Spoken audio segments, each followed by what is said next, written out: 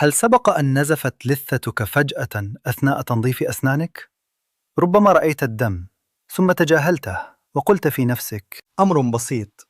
ولكن ماذا لو لم يكن كذلك؟ في البداية يظهر النزيف بشكل خفيف، قطرات صغيرة عند التفريش، أو طعم معدني غريب في الفم. ثم تبدأ أعراض أخرى بالتسلل: انتفاخ بسيط في اللثة، احمرار، رائحة فم مزعجة رغم تنظيف الأسنان، وأحياناً ألم خفيف على البارد لا تعرف مصدره. والمشكلة أن هذه العلامات لا تأتي عبثاً، بل هي رسالة مبكرة من جسمك قبل أن تتطور المشكلة إلى شيء أخطر، مثل تراجع اللثة أو انحسارها أو حتى فقدان العظم والأسنان. كما أن نزيف اللثة لا يرتبط فقط بالفم، بل قد يكون انعكاساً لنقص في عناصر غذائية مهمة، أو ضعف في جهاز المناعة، أو حتى عادات يومية تقوم بها دون أن تنتبه. في هذا الفيديو سأكشف لك الصورة الكاملة: لماذا تنزف اللثة فعلاً؟ وما الذي يحدث داخلها؟ وكيف يمكن إيقاف هذا النزيف بطرق طبيعية مدروسة، خطوة بخطوة. تابع حتى النهاية، لأن الجزء الأخير قد يغير طريقتك في العناية بأسنانك بالكامل. وللتنويه، فإن هذا الفيديو مبني على معلومات طبية ودراسات علمية ذات صلة، ومشاهدتك لجزء من الفيديو فقط قد يعطيك فهماً ناقصاً للمعلومة. وقبل أن نكمل، أرجو منك الاشتراك بالقناة وعمل لايك للفيديو، وشاركه مع شخص تعتقد أنه بحاجة هذه المعلومات. أسباب نزيف اللثة بالتحليل العلمي. عندما تنزف اللثة فذلك ليس حدثاً عشوائياً، بل نتيجة مباشرة لالتهاب يحدث داخل الأنسجة الرخوة التي تحيط بأسنانك. وأول سبب لنزيف اللثة، وهو الأكثر شيوعاً، هو تراكم البلاك، وهو طبقة بكتيرية لزجة تتراكم على سطح الأسنان بعد الأكل مباشرة. هذه الطبقة تحتوي على بكتيريا تفرز مواد تهيج اللثة، فتجعلها ملتهبة وسهلة النزيف. ومع الوقت إذا لم يتم تنظيفها جيداً تتحول إلى جير صلب، وهنا تبدأ المشكلة بالتفاقم. السبب الثاني نقص بعض الفيتامينات الأساسية في الجسم، وخصوصاً فيتامين سي. هذا الفيتامين مهم جداً للحفاظ على قوة الأوعية الدموية، وعند نقصه تصبح اللثة أكثر هشاشة وأكثر عرضة للنزيف. ثالثاً التفريش العنيف. فالكثير يعتقد أن الضغط بقوة أثناء تنظيف الأسنان يعني نظافة أفضل، ولكن العكس هو الصحيح. فالقوة الزائدة قد تجرح اللثة وتسبب نزيفاً مستمراً. وهناك عوامل أخرى مثل التغيرات الهرمونية خصوصاً عند النساء، والتدخين الذي يقلل تدفق الدم ويضعف الشفاء، وبعض الأمراض مثل السكري الذي يؤثر على المناعة والتئام الأنسجة. بمعنى آخر، نزيف اللثة ليس مجرد مشكلة سطحية، بل هو نتيجة تفاعل عدة عوامل داخل جسمك، وغالباً يمكن السيطرة عليها إذا فهمتها جيداً. العلاج الطبيعي، وهذا هو الجزء الذي ينتظره الكثير. ولكن تذكر، العلاج ليس وصفة سحرية، بل هو نظام متكامل. نبدأ بأبسط خطوة، لكنها من أكثر الخطوات تأثيراً إذا استخدمت بشكل صحيح: المضمضة بالماء والملح. فهي ليست مجرد عادة قديمة، بل طريقة مدعومة علمياً لتقليل الالتهاب داخل اللثة. فعندما تضع الملح في الماء الدافئ يتحول إلى محلول يساعد على سحب السوائل الزائدة من الأنسجة الملتهبة، وهذا يعني تقليل التورم والضغط داخل اللثة، وبالتالي يقل النزيف تدريجياً. كما أن الملح يخلق بيئة لا تحبها البكتيريا، فيقل نشاطها وتخف حدة الالتهاب. وما يميز هذه الطريقة أنها تعمل على مستويين: تنظيف خفيف للفم، وفي نفس الوقت تهدئة الأنسجة المصابة دون تهييجها، فيقلل انتفاخ اللثة ويجعلها أكثر راحة، ويحد من البكتيريا المسببة للنزيف، ويساعد اللثة على الالتئام بشكل أسرع. وطريقة الاستخدام الصحيحة: خذ كوب ماء دافئ ليس ساخناً حتى لا يهيج اللثة، وأضف نصف ملعقة صغيرة من الملح، ثم حرك جيداً. قم بالمضمضة لمدة 30 ثانية. مع محاولة إيصال الماء لكل مناطق الفم، ثم ابصقه. يمكنك تكرار ذلك مرتين يومياً، صباحاً ومساءً، وستبدأ بملاحظة فرق حقيقي خلال أيام، خاصة إذا كنت تعاني من نزيف خفيف أو متوسط. لكن تذكر، الاستمرار هو السر، وليس الاستخدام مرة أو مرتين فقط. ثانياً، زيت جوز الهند. المضمضة الزيتية. قد تبدو فكرة المضمضة بالزيت غريبة في البداية، لكن ما يحدث داخل الفم أثناء هذه العملية مهم جداً. فزيت جوز الهند يحتوي على أحماض دهنية، أهمها حمض اللوريك، وهو معروف بقدرته على مقاومة البكتيريا الضارة.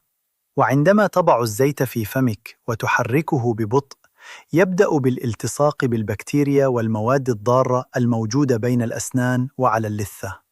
ومع استمرار التحريك يتم سحب هذه البكتيريا من أماكن يصعب الوصول إليها بالفرشاة، خصوصاً في الفراغات الصغيرة.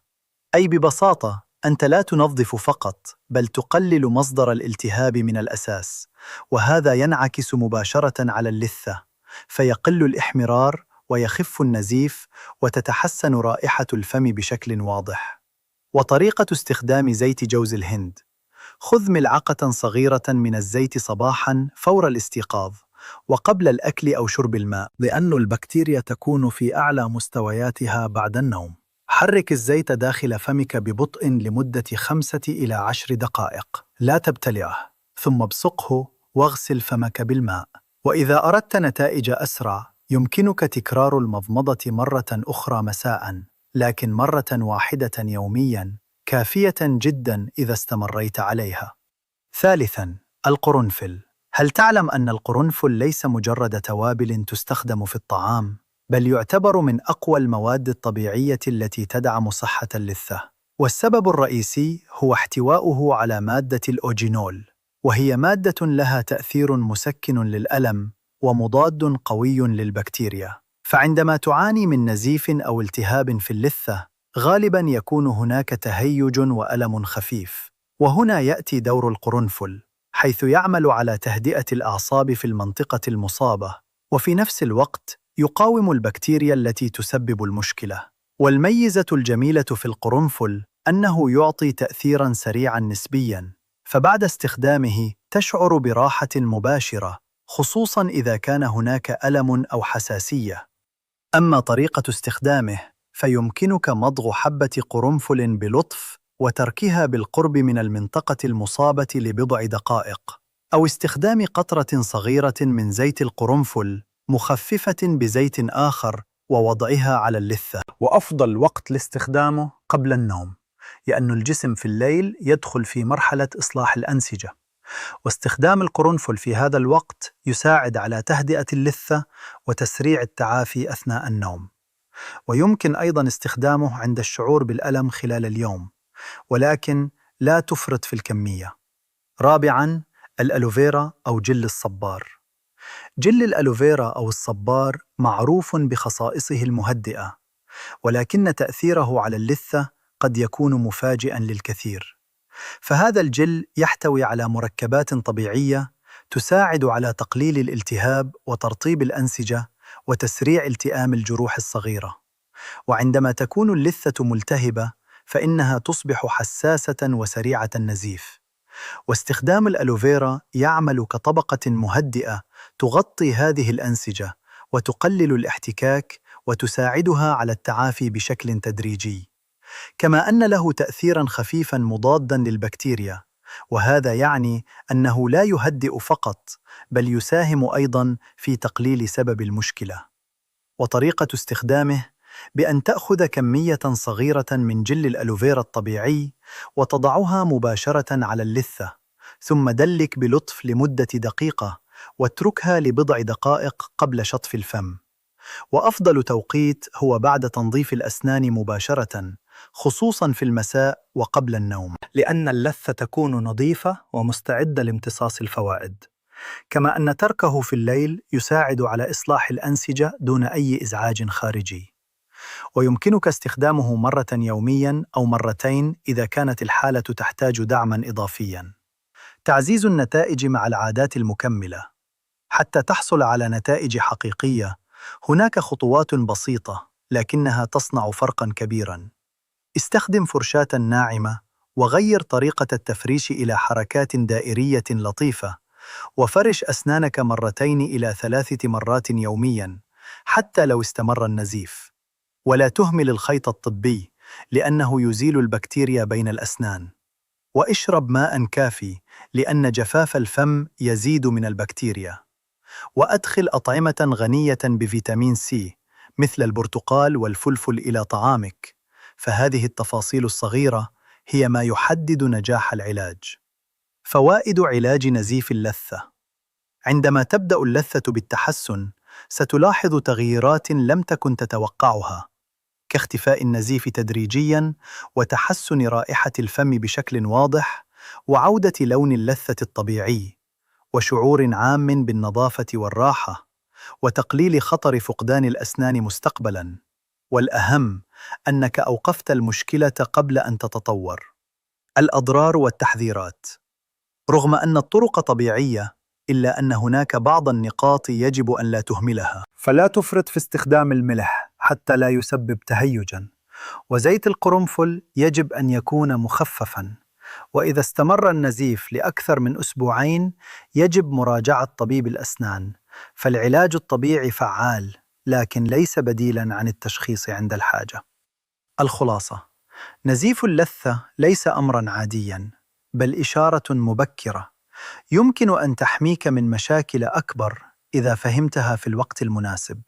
فابدأ بخطوات بسيطة، وعدل عاداتك، وادعم جسمك بما يحتاجه، والنتيجة لثة صحية وابتسامة أقوى وثقة أكبر. إذا وصل هذا الفيديو لك في الوقت المناسب، فربما حان الوقت أن تعتني بنفسك بشكل مختلف. وأخبرني في التعليقات، هل لاحظت نزيف اللثة من قبل، أم أن هذه أول مرة تنتبه له؟ تنويه: هذا الفيديو لأغراض التوعية الصحية فقط، ولا يغني عن استشارة الطبيب المختص. شكراً لمشاهدتك الفيديو ووصولك إلى هنا، وهذا يدل على ثقافتك واهتمامك. وأتمنى منك دعم الفيديو بالإعجاب ومشاركته مع شخص تهتم لصحته. وإلى لقاء قريب في الفيديو القادم. أترككم في أمان الله ورعايته.